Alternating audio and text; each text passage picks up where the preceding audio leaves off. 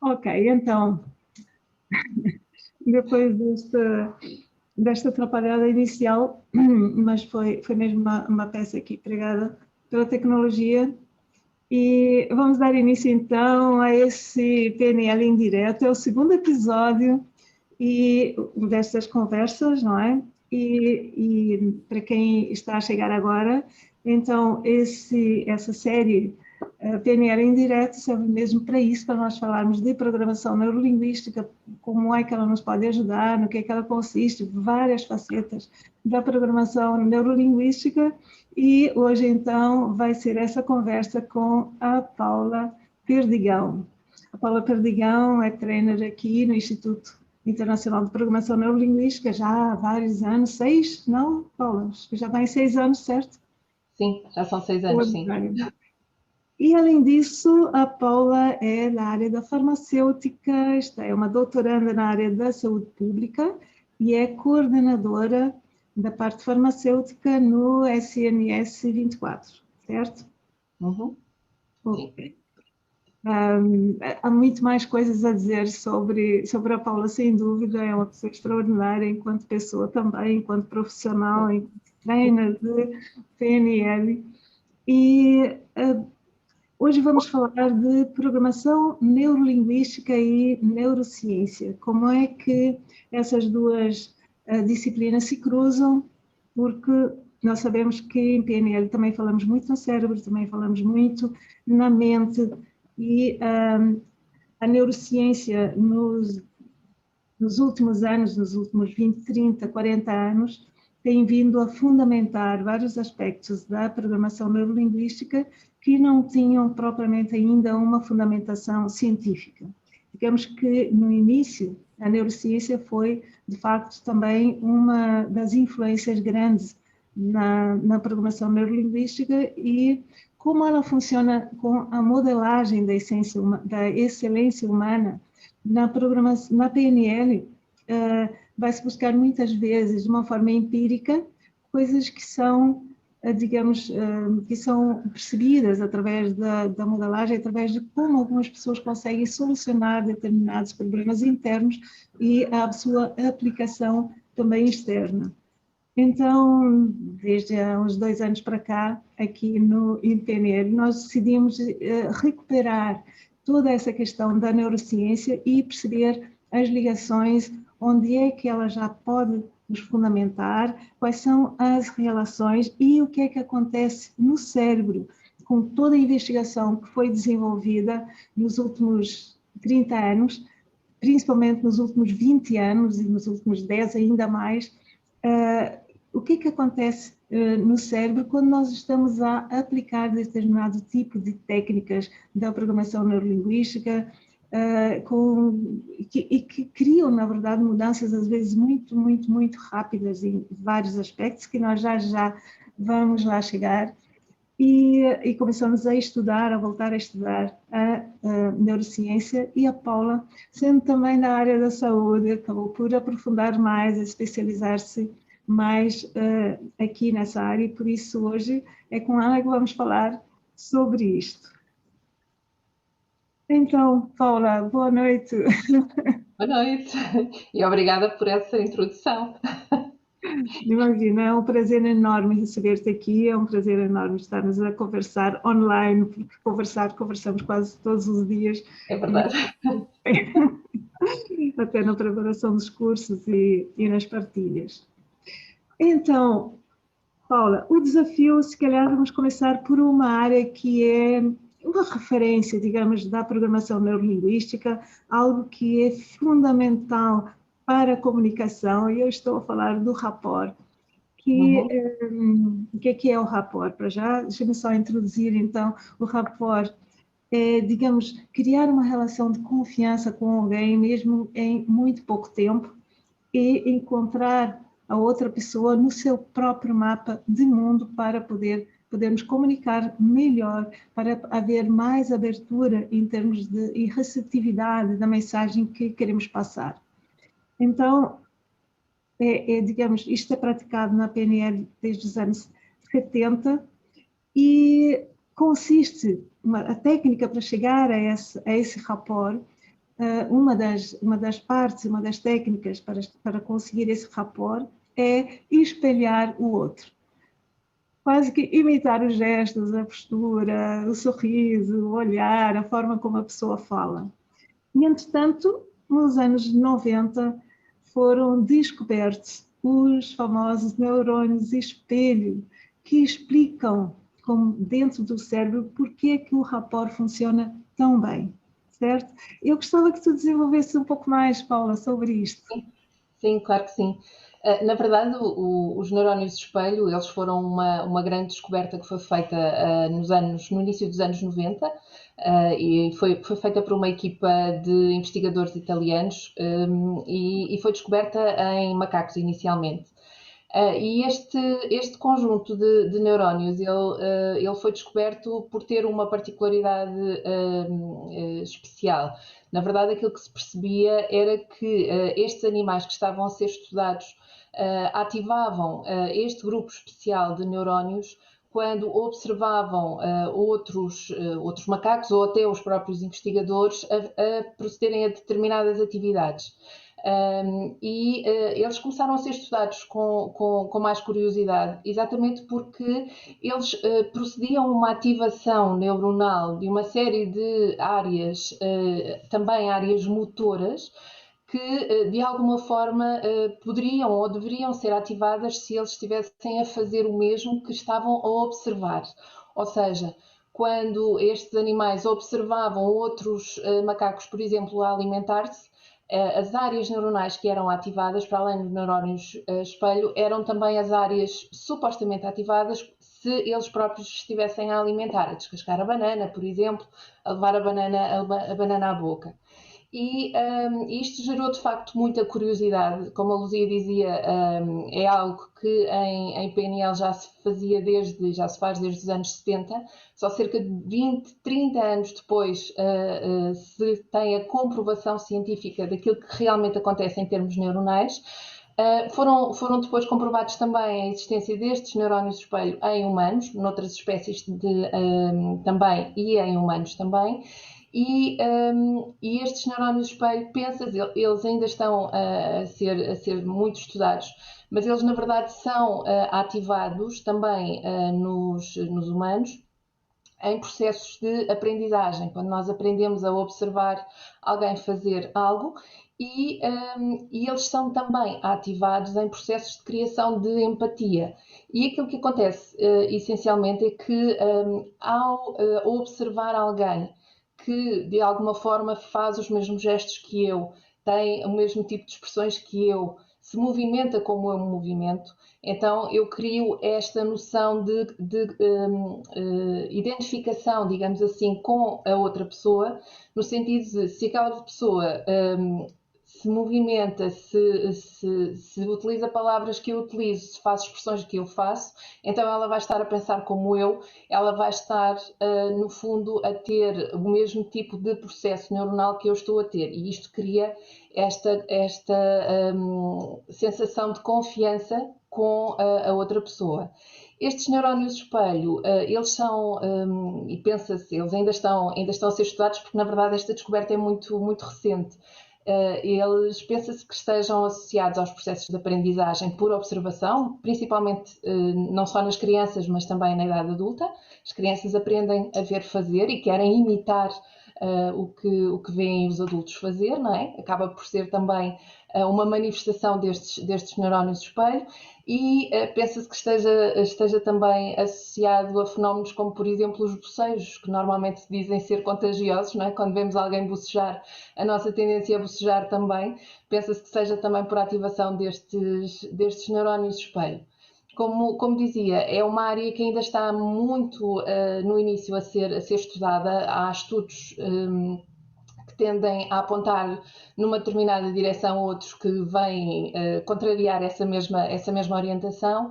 Há uns anos surgiu um estudo que associava algumas alterações nos neurónios de espelho a situações de autismo, mas entretanto esse estudo já foi completamente desacreditado e, portanto, essa questão já está fora de questão. Mas em termos de PNL, na verdade, percebe-se porque é que funciona o espelhamento no processo da criação de rapport, exatamente pela complementaridade, digamos assim, que acaba por criar entre as duas pessoas que estão nesse processo. Exatamente, e pode criar uma grande empatia, não é? Pode até criar uma ligação muito, muito forte, até o sentir aquilo que o outro sente. Exatamente, exatamente. Fantástico. Uma outra área que nós utilizamos imenso na programação neurolinguística e que dá aqui, de certeza, panos para manga, é a questão da memória. Começando pela questão da aprendizagem. Nós consideramos sempre a aprendizagem algo fundamental, aliás, o próprio processo, quando há, por exemplo, aquilo que se chama normalmente um processo terapêutico, nós preferimos chamar um processo de aprendizagem, não é?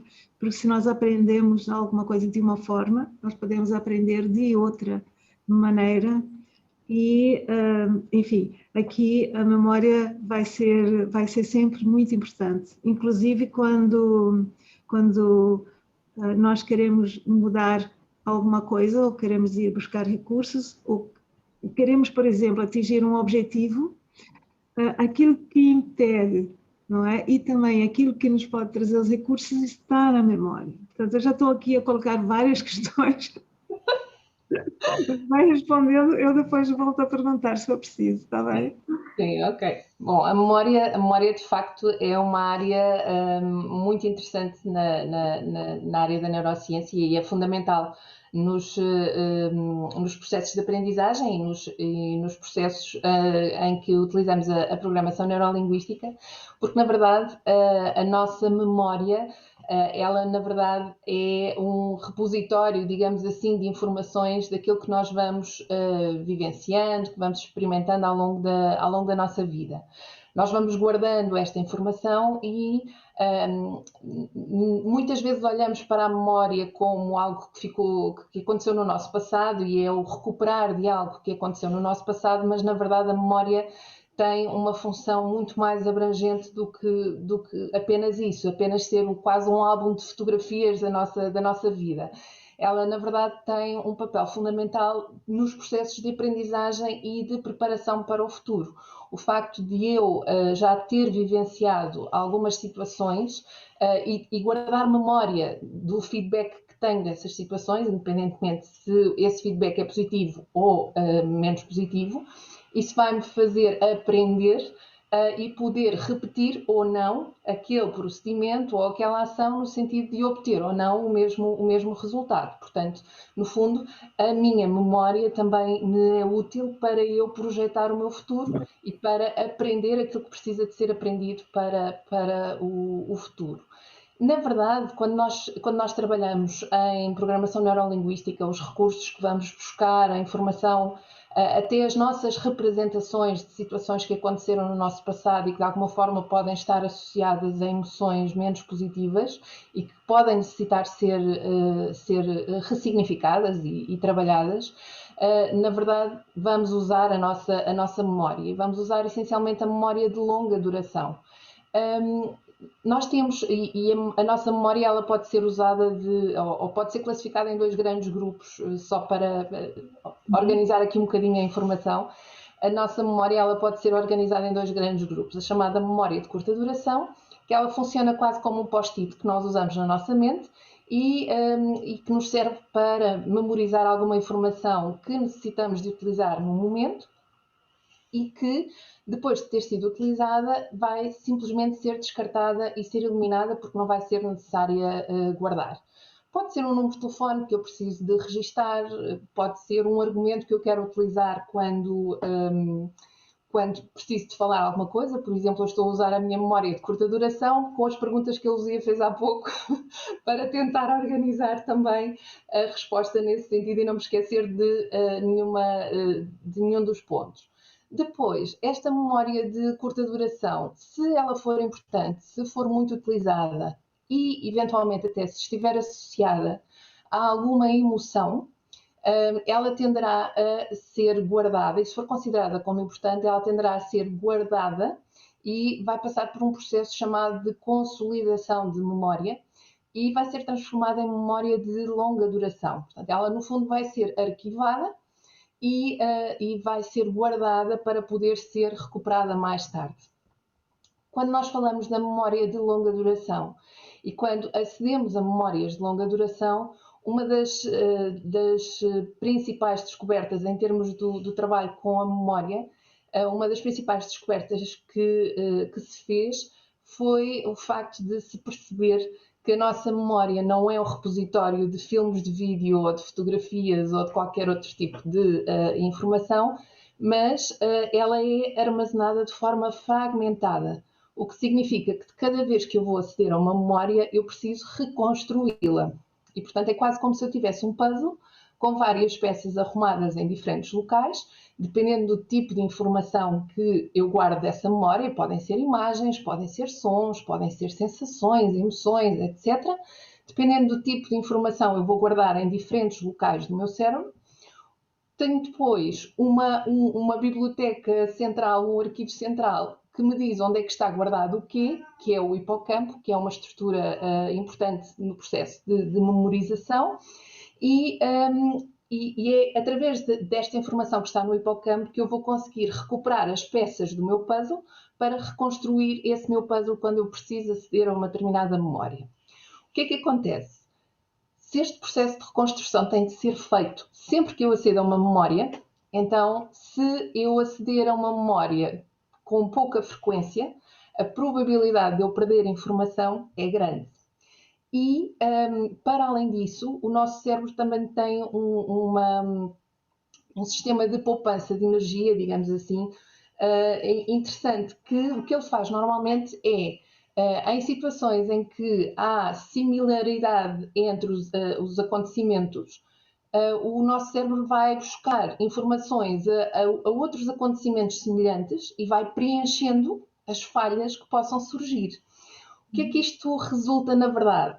Pode dar origem ao aparecimento de memórias que não são uma correspondência direta e exata daquilo que realmente aconteceu. Portanto, podemos criar memórias falsas, podemos perder informação da memória que guardamos e isto é um fator importante, também é útil de alguma forma, nós termos uma curva de esquecimento, porque há coisas que se calhar não faz sentido guardarmos para a vida toda e lembrarmos de todos os acontecimentos, de todos os episódios da nossa vida, poderia ser algo até complicado de gerir, mas ainda assim, ter esta percepção de que as nossas memórias podem não ser exatas, são apenas representações nossas de algo que aconteceu e são representações que vão sendo reconstruídas de cada vez que nós acedemos a elas, é um fator importante a ter em conta quando trabalhamos com processos de memória. Ainda assim, no trabalho que nós fazemos com o PNL, e podemos fazê-lo de diferentes formas, ainda ao passar buscar momentos para resgatarmos recursos, por exemplo, para fazer uma âncora ou para descobrir eventualmente recursos que temos e que muitas vezes nem nos lembramos. Ainda assim, quanto mais neurologia nós utilizarmos na recuperação dessa informação, ou seja, se formos buscar imagens, sons, palavras, cheiros, sensações, quanto mais neurologia for utilizada para a reconstrução dessa memória, maior a probabilidade de nós conseguirmos completar este puzzle da melhor forma possível. E, portanto, isso ajuda-nos também no processo de recuperação da nossa memória. Ok, então estás a falar agora numa âncora, não é? E deixa-me explicar aqui um pouco o que é uma âncora. Uma âncora é, digamos, essencialmente um condicionamento neuroassociativo, não é? Que liga um estímulo a uma resposta emocional. E esse estímulo tem de ser criado quando essa resposta emocional está presente, ou seja, temos que estar no pico de uma emoção, é claro, preferencialmente boa, porque não nos serve de nada estar aqui a ancorar emoções que não são recursos, que não ajudam a resolver outras questões, e para isso precisamos de entrar nesse estado, e é disso que estás a falar, não é, Paula? Portanto, para que nós possamos não só ter uma memória visual, auditiva ou sinestésica, não só ter a memória, mas também ativar o que sentimos naquela altura para poder criar esse condicionamento, é que nós convém então ativarmos essas várias dimensões, não é, da memória. Temos que fazer aqui com que o hipocampo trabalhe e vá buscar aos vários lobos as informações que estão espalhadas, certo? Exatamente, exatamente. E essa recuperação de informação, quanto mais rica for, mais vívida tornará essa mesma recuperação da memória. E uma coisa muito importante, e que a Luzia referiu agora também, é a questão da parte emocional. Ou seja, as nossas memórias, isto é algo que também é relativamente recente em termos de conhecimento da neurociência. As emoções, elas estão ligadas de uma forma muito forte às nossas memórias. E basta pensarmos, por exemplo, que provavelmente nos lembraremos com muita facilidade de eventos da nossa vida em que houve uma emoção forte associada e, portanto, vamos conseguir com certeza recuperar muito facilmente uma memória desse género, primeiro dia de aulas, por exemplo, o dia de casamento, eventualmente, enfim, alguns dias significativos e cuja emoção associada é intensa. Então, as memórias que são carimbadas, digamos assim, com essa carga emocional, tendem a ficar bastante marcadas e bastante acessíveis para a recuperação quando necessitamos delas. Ainda assim, quando falamos de memórias, como dizia há pouco também, pode acontecer que as nossas memórias elas sejam de alguma forma enviesadas, ou seja, aquilo que nós recordamos pode não ser exatamente o que aconteceu. E, na verdade, as nossas memórias não são fotografias ou filmes da realidade, são a nossa representação da realidade. E quando nós criamos a nossa representação, aquilo que nós estamos a fazer é dar significado ao que está a acontecer.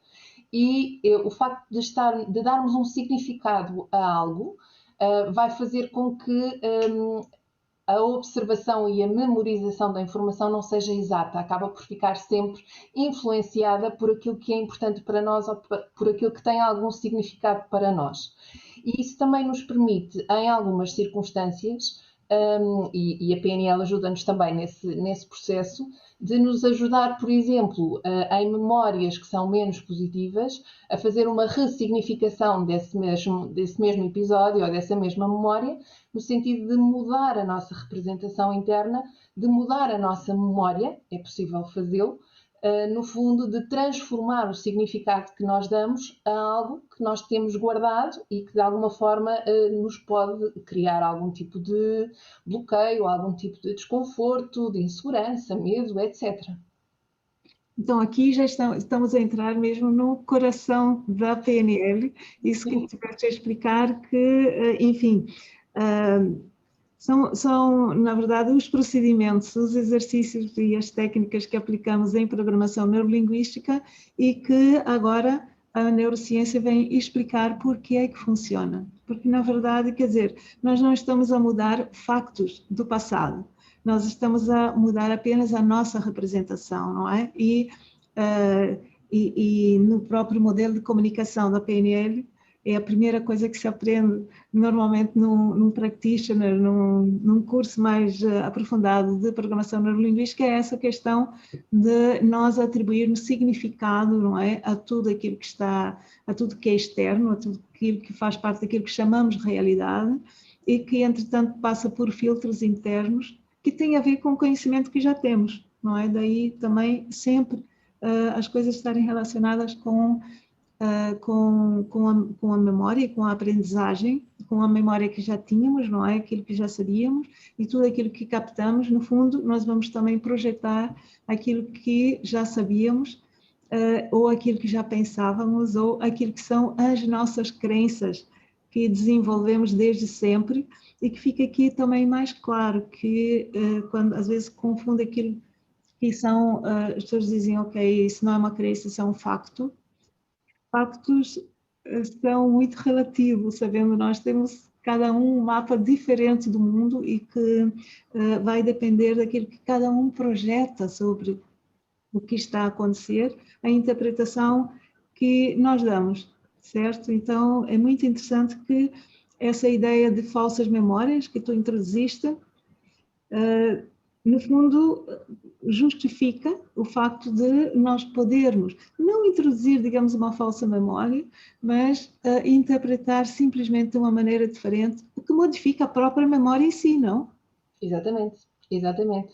No fundo, ou ao mudarmos o foco, ou ao ressignificarmos um determinado acontecimento, ou a levar um recurso para uma determinada situação, tudo isso vai fazer com que haja uma reestruturação daquela memória, introdução de mais alguma informação que, se fizer sentido e se for, usando uma expressão de PNL, se for ecológica, não é? Portanto, se de alguma forma completar aquele puzzle, vai ficar guardado e, mais uma vez, usando toda a neurologia possível, com imagens, com sons, com sensações, portanto, usando todos os sistemas de representação, acabamos por poder transformar essa memória, criar uma nova memória, reformulá-la, se assim quisermos, dando-lhe um significado mais positivo e mais positivo também para nós, no sentido de lidarmos melhor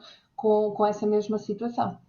Exato, e entra aqui todas as linhas do tempo, não é? Todas as vezes que vamos buscar com a ligação da emoção hoje, não é? E vamos então buscar a memória de um acontecimento antigo ao qual demos uma interpretação que precisa de ser mudada. É extraordinário. E quero também aqui esclarecer já agora o que é que nós chamamos de recursos. Temos aqui muitas pessoas a assistirem e nem todos são de PNL, nem todos fizeram um curso de programação neurolinguística, então o que nós chamamos de recursos em programação, em PNL, tem a ver com estados internos, porque existe esse conceito também básico em PNL de que digamos, para resolver alguma questão interna difícil, mesmo uma crença ou alguma,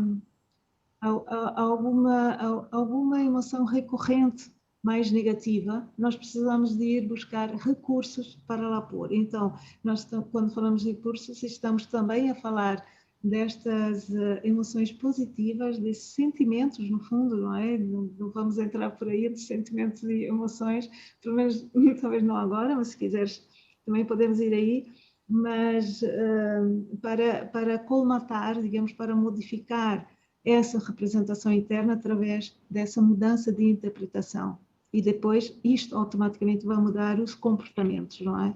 E que é extraordinário que uma coisa destas, feita uma vez, ela é perene, ela é permanente, não é? Esse tipo de mudanças, porque tem a ver com o significado, certo? Sim, sim. Ao haver um novo significado e um significado mais positivo, a tendência também é escolher, havendo essa possibilidade e havendo, neste caso, um acrescentar de informação ao que já existe, no fundo estamos a enriquecer a nossa memória com novos elementos que vão permitir exatamente que essa memória acabe por ficar mais presente.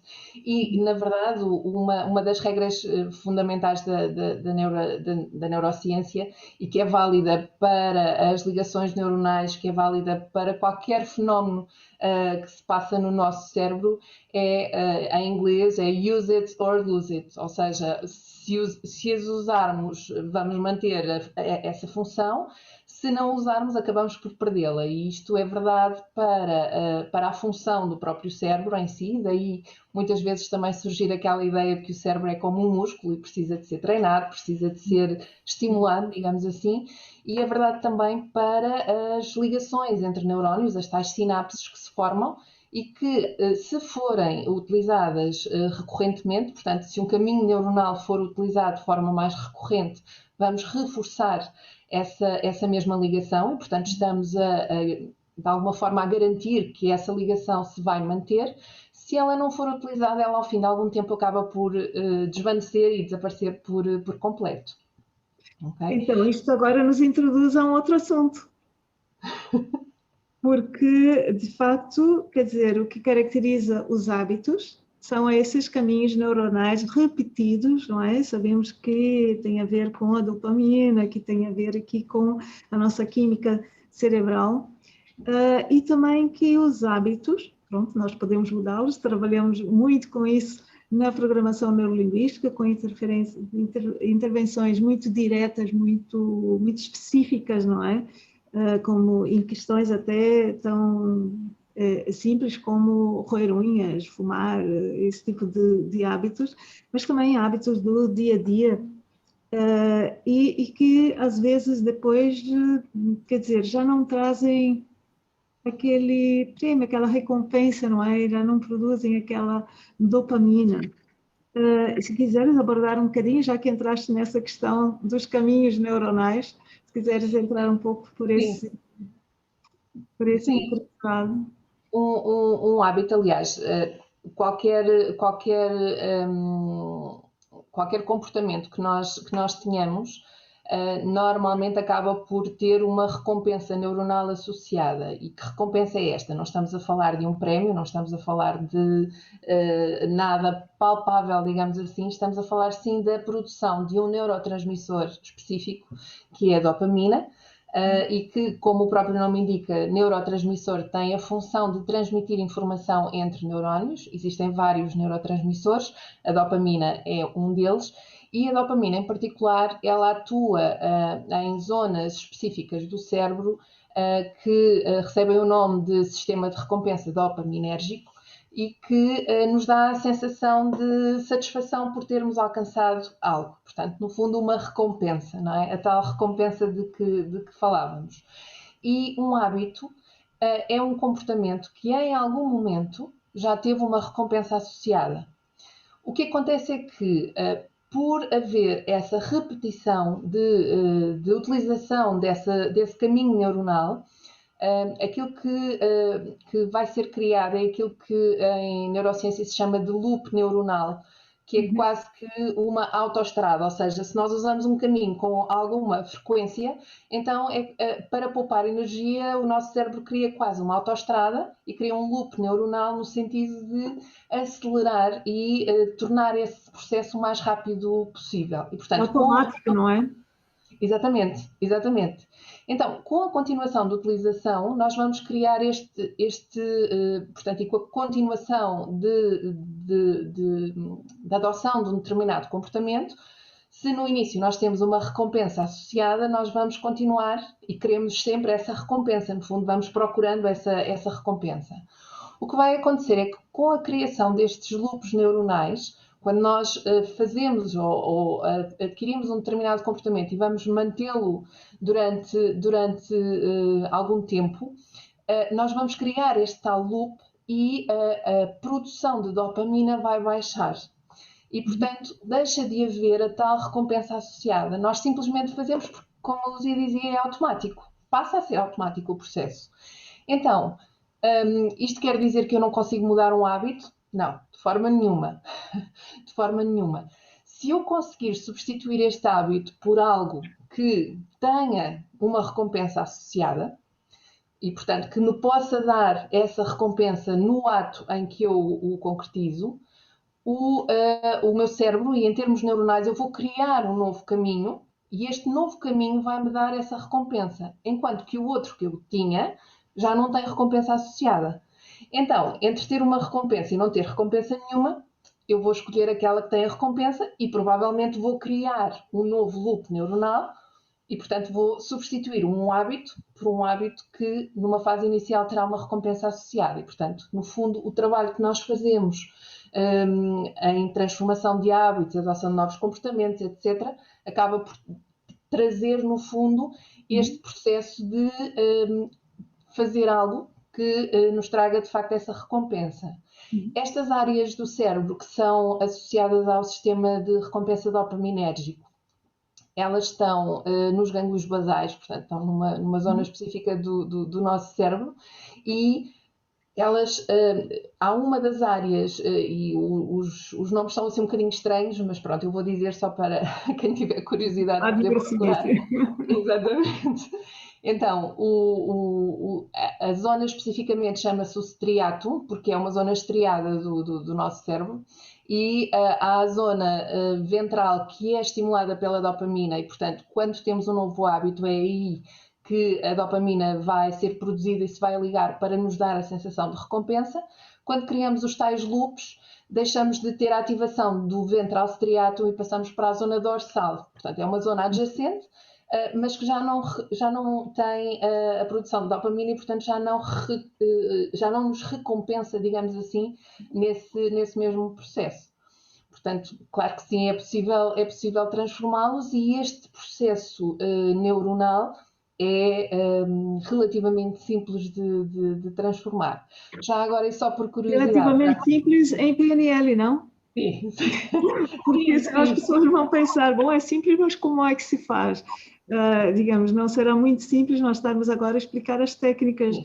mas Mas a PNL passa, por tem, exemplo, uma técnica muito rápida e muito simples que faz isto e que nós aplicamos muito em questões como fumar ou roer unhas, esse tipo de automatismos, não é?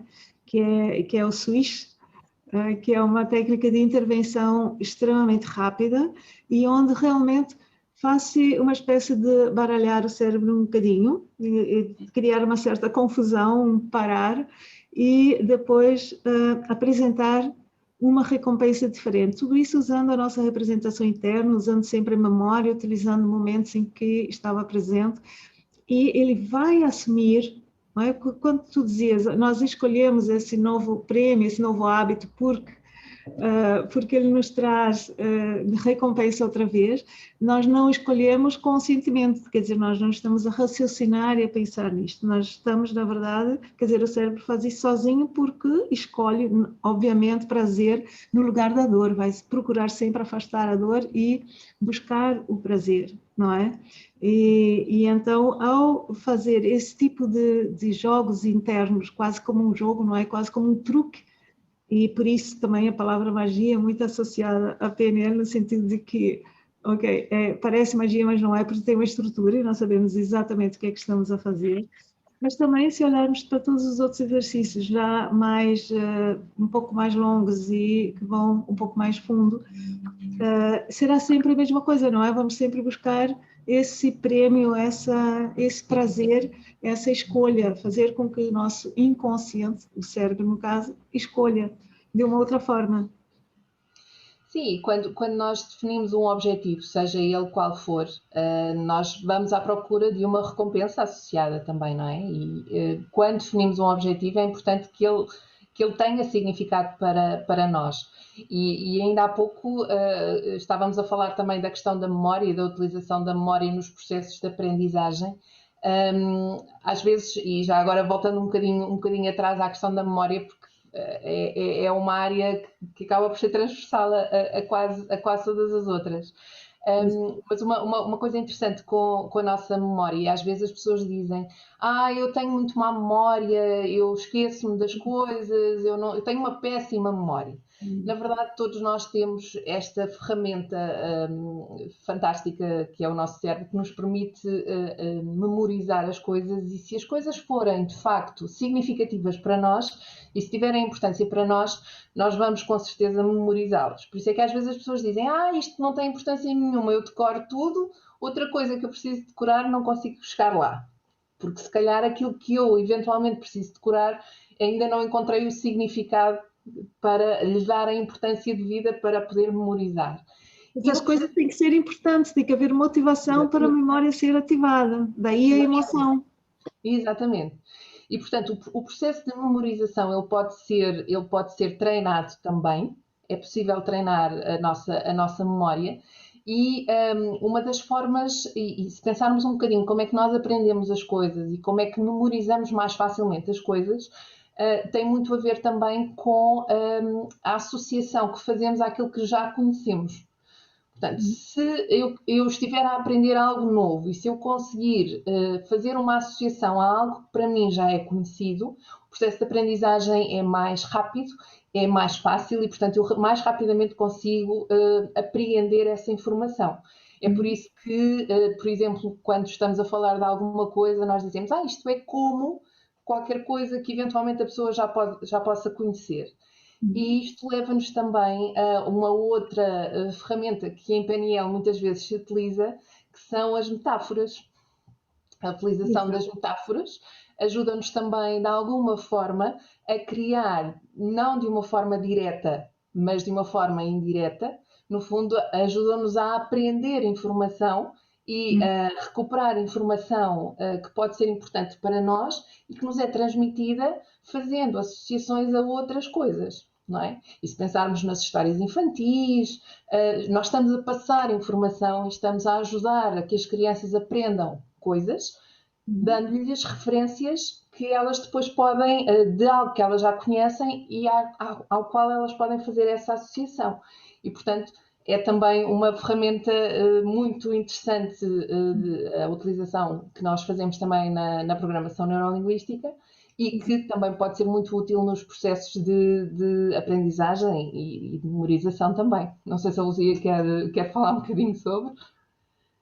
Isso também é um assunto, enfim, que nos levaria muito longe, porque as metáforas são também uma das grandes bases no próprio ensino, na própria metodologia de ensino da programação neurolinguística, porque ao fazer associações livres e ao criar um encantamento que as metáforas podem, e aqui explico também que metáforas não é só não é só uma metáfora palavras, mas expressões, mas também chamamos de metáforas as próprias histórias, que são representativas de mensagens que se passam implícitas. Então, o nosso cérebro responde, de facto, tão bem às metáforas, a essas ligações, e mesmo, às vezes, a pessoa conscientemente não faz a relação do que é que está a aprender, mas a metáfora ela pode ensinar e levar a uma memória, a uma integração de uma mensagem através destas novas ligações, até faz novas sinapses, não é? Cria novas ligações neuronais, e essa aprendizagem ela vai ter efeito direto em termos de comportamento, em termos práticos, em termos de sabedoria, em termos de conhecimento. Como todos nós sabemos, quer dizer, como as metáforas, as histórias de Esopo ensinaram-nos tanto na infância e ainda ensinam as crianças, e é por aí tradicionalmente também que se ensina tanta coisa. Mas, Paula, isto nos leva aqui a um assunto também muito interessante, que é a questão da criatividade. Como é que, não é? As metáforas têm a ver com a criatividade, têm a ver com a forma, com essas novas ligações de coisas que não estavam ligadas, não estavam ligadas de antes. E, portanto, não sei se queres também falar um bocadinho nisto, porque estava aqui em dúvida se ia falar do stress ou do medo, que era também uma pergunta que ia fazer, mas penso que está completamente relacionado, não é? Porque estamos com stress ou medo, não somos capazes de criar, e isso tem uma explicação. E talvez possas pegar aqui nas metáforas e explicar um bocadinho essa parte também. Sim, sim, sem dúvida. Na verdade, o nosso cérebro, ele cria ele é constituído essencialmente por ligações neuronais, as tais sinapses. Portanto, são ligações entre neurónios que são formadas à medida que nós vamos criando os tais caminhos neuronais para os diferentes processos. E quando nós podemos estimular a forma, com essas novas ligações e coisas que não estavam ligadas. O que é que está a passar aqui? Faz mal. E nós podemos, na verdade, estimular a chamada neuroplasticidade, no sentido de estimular a criação de novas sinapses, também para os processos de aprendizagem, quando estamos a fazer associações com coisas que já conhecemos, e nós estamos a criar novas sinapses. Estamos, no fundo, a fazer novas ligações neuronais. E nos processos de criatividade, em particular, aquilo que nós estamos a tentar fazer, e quando falamos em criatividade, nós estamos apenas a falar naqueles momentos em que criamos um quadro que vai passar a ser uma obra de arte ou em que fazemos algo assim extraordinário, mas quando somos confrontados com alguma dificuldade, às vezes temos que ser criativos para encontrar uma solução. E essa criatividade, ela pode surgir, na verdade, de duas formas distintas. Nós temos um processo de criatividade que é, no fundo, conduzida por o chamado pensamento convergente, ou seja, em que nós conscientemente vamos procurar uma solução e vamos quase fazer um scan às nossas memórias, que possíveis soluções podemos encontrar para aquela questão. De forma um som duplicado. Temos um processo de criatividade que é, no fundo, conduzida por um chamado convergente, ou seja, nós... Pronto. Ok, já está. Já me estava a ouvir em loop, já estava aqui a... Não, já está, já pode continuar. Ok.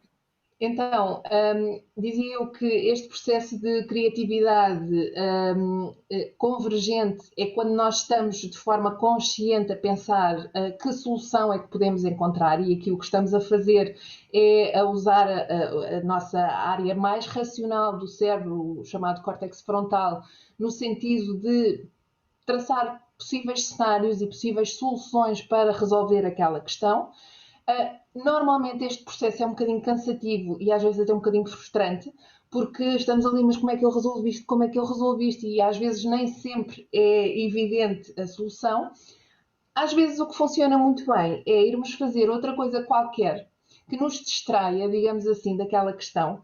Às vezes ir dar um passeio a pé, ir correr, ir fazer algum hobby que nos distraia, que Na ative, cultura popular assim. até usamos as ladainhas, não é? Exatamente. Havia as ladainhas para isso. Exatamente. Fazer alguma coisa que nos distraia e que baixe um bocadinho ali a atividade também no nosso córtex frontal, no tal pensamento mais lógico e de associação de ideias.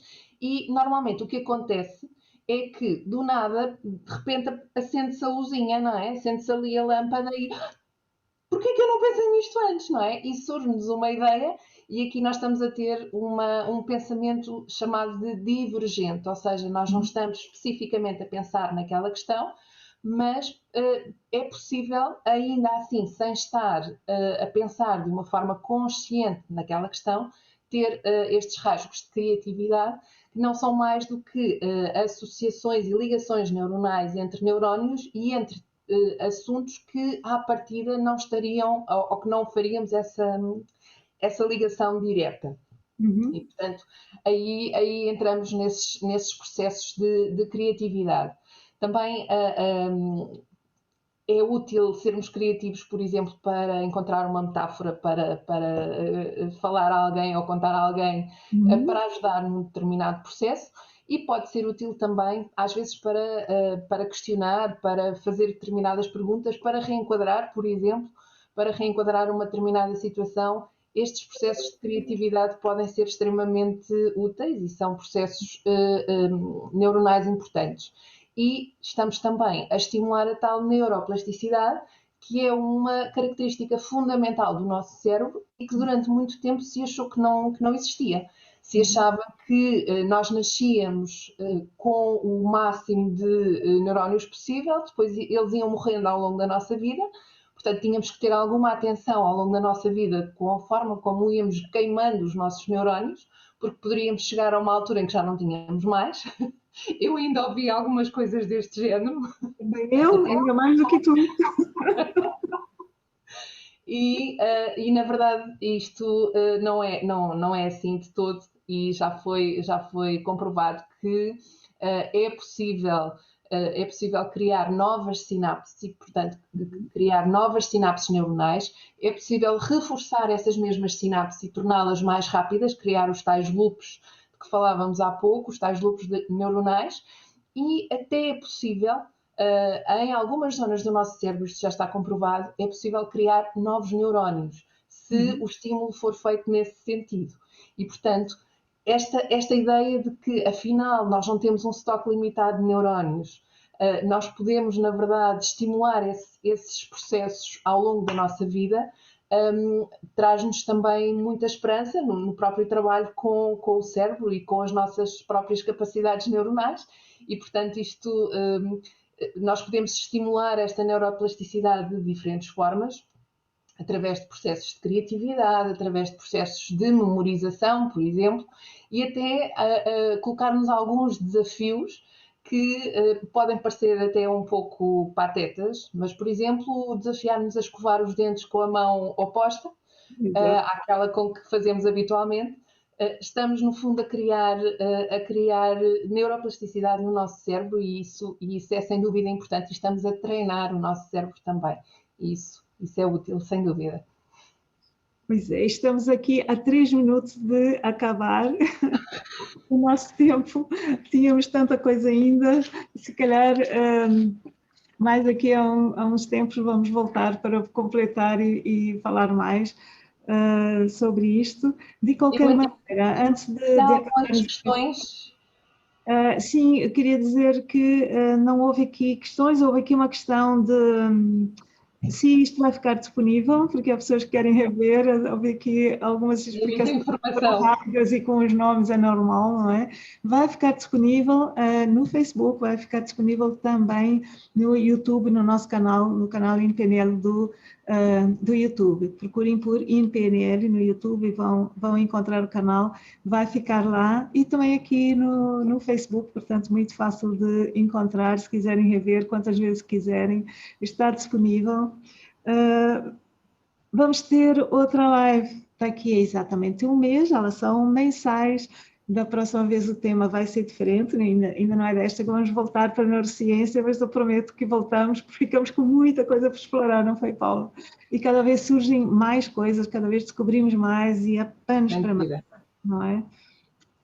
Não sei se queres dizer alguma coisa para fechar, eu quero te agradecer muito por essa conversa, que foi muito agradável, espero que também tenha sido muito agradável para todas as pessoas que estão aqui conosco, a quem também agradeço profundamente o estarem cá. Paula, queres dizer mais alguma coisa? É mesmo agradecer também esta oportunidade, porque falar sobre isto é um prazer, na verdade. E às vezes entusiasmamos-nos com estes temas e obviamente que é importante que isto seja interessante também para quem nos está a ouvir e que tenha sido de alguma forma útil para quem nos está a ouvir. Para quem está a fazer os cursos connosco, já agora deixo a indicação de que muitas destas informações já começam a ser passadas também durante a formação. E, portanto, são informações que também, porque achamos que também é importante esta componente na própria formação e cada vez mais também sentimos que há esta curiosidade em perceber, tal como nós tivemos e fomos atrás, não é? Há esta curiosidade em perceber mais sobre o funcionamento do cérebro, sobre esta máquina maravilhosa e estamos ainda a começar. E temos o privilégio de viver numa época em que já muita coisa se sabe, mas ainda muita coisa há por descobrir. E, portanto, este processo é um processo de aprendizagem contínuo e aquilo que estamos a falar hoje pode já não ser assim amanhã ou no outro dia. Daí também este processo ser um processo sempre contínuo e estarmos sempre num processo de aprendizagem contínua. E, portanto, só agradecer a quem esteve connosco, quem nos esteve a acompanhar e agradecer também o convite, Luzia, claro que sim. Claro que sim. Sim, nós começamos, portanto, há 2 anos a integrar e estamos a integrar nos cursos cada vez mais informações desse tipo, vamos passando também e integrando, porque faz parte também, é bom conhecer como é que funciona, não é, no cérebro, aquilo que nós estamos a aplicar e aquilo que promove tanta mudança em termos de programação neurolinguística. Então, a todos, muito boa noite, até breve, muito obrigada por terem estado conosco e cá estaremos, fiquem atentos, porque cá estaremos daqui a um mês. Vejam as informações sobre o Bloom Festival. Há nomes incríveis e ainda mais alguns por surgir. Vão ver que vale mesmo a pena. Ok? Passinha a propaganda, mas vale mesmo a pena verem o Bloom Festival. Está tanto pelo Facebook do INPNL aqui ou no próprio site INPNL.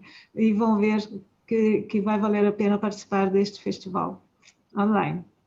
Bom, obrigada de coração. Até breve. Obrigada, Paula. Obrigada também. Uma boa noite a todos. Obrigada.